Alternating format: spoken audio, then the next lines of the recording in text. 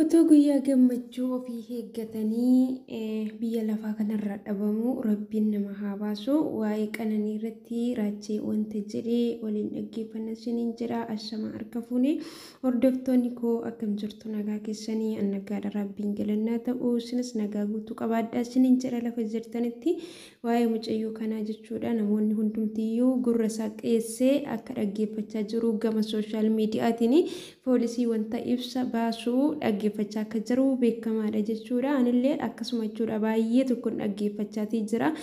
Garuu hamma yoonaa keessatti wanti ifa ba'ee wanti waa'ee ishii dubbatamaa jiru hin jiru. Mucayyoon kun torbee guutteerti.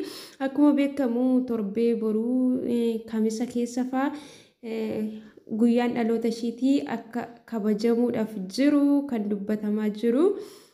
Harmee ishillee sa'aatii ammaa kana keessatti amanuu akka dandeenye ofishillee akka beekaa hin jirre kan dubbatamu. Abbaan immoo gama hundumattiyyuu deemee miidiyaa irratti argamuu irrattiyyuu dhugaanii haqxi mucayyoo isaanii akka ba'u dubbatamaatii jira. Waaqayyo inni nama hundumaaf firdii qajeelaa faraduu siniin jira obboloota kooyi. Raacheen waa'ee mucayyoo kanarratti raachanii fi mucayyoon kun walitti dhufeenya baay'ee qabu jechuudha.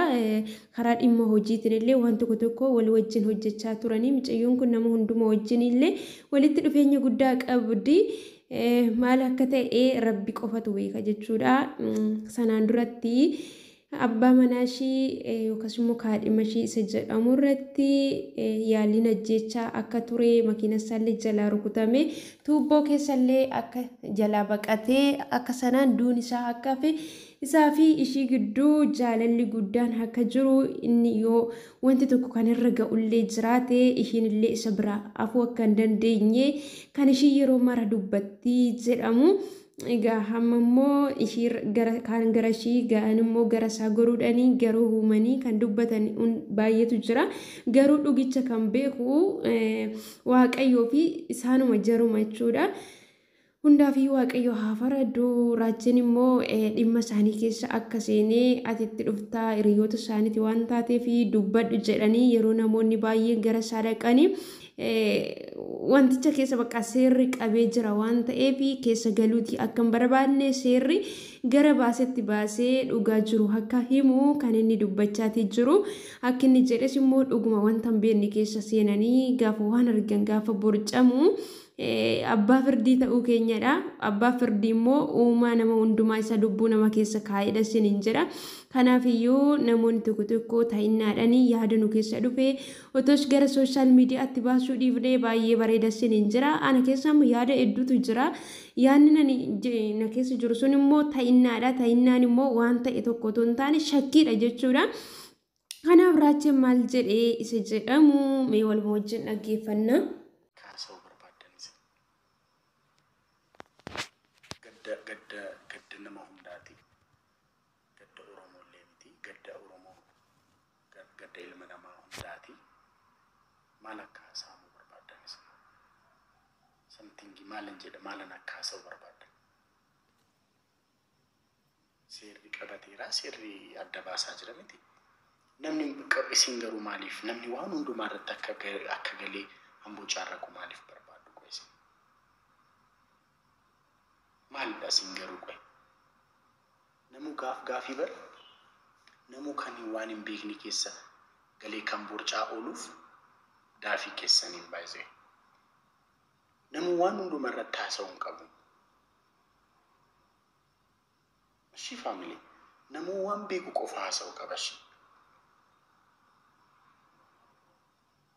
Dhiisaa waan akkasii dhiisaa. Girgirrii maa jaalattu? Namuu bar jaalateetu waa borcaa oola miti. Namuu waan hin beekne maqaa ishee fa'aa otoo hin beekin bakka kan namni asirratti borcaa ooluuf isin namni akka borcaa oolu gootu. Girgirrii jaalattu. Gaddi keenya, jaalalli keenya, waan hundumti keenya kan fakkeessaa ta'e.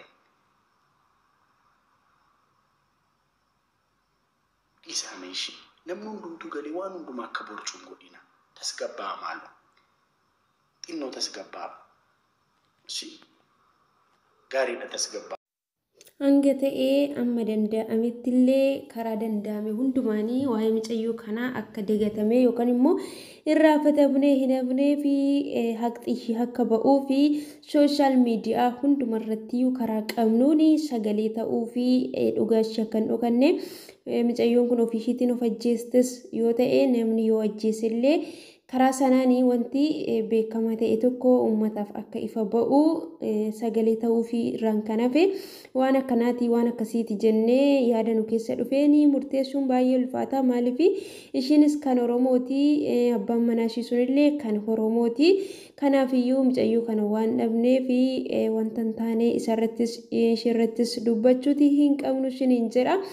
Lubbuun baate nama mararti garuu wanti jechuun nuti dubbannu immoo tarii itti gaafatamummaa nurraan ga'uutii danda'a eessatti argitee akkamittiin kaatee akkas jettee akkamitti waan akkasii dubbattee jedhamuutii dandeenya siniin jedha obboloota kooyi waaqayyoo dhala namaarra wanta akkanaa hin ga'in siniin jedha Itoophiyaa keessatti wanti ta'aa jiru baay'ee wanta fokkisaadha seerri Itoophiyaa keessatti hojiirra oolaa jira yoo jenne hojiirra oolaa hin jiru seerri kan abbaa qabeenyati kan aangoo qabudha.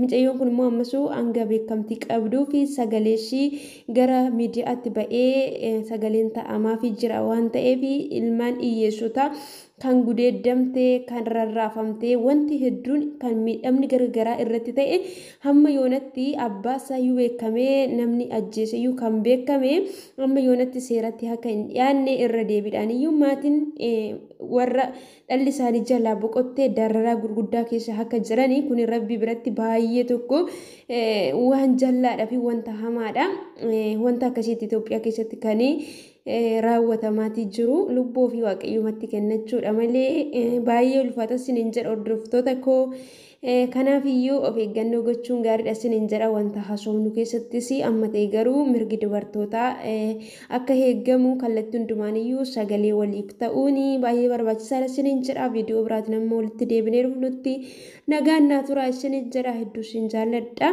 turtii gaarii qabaadha.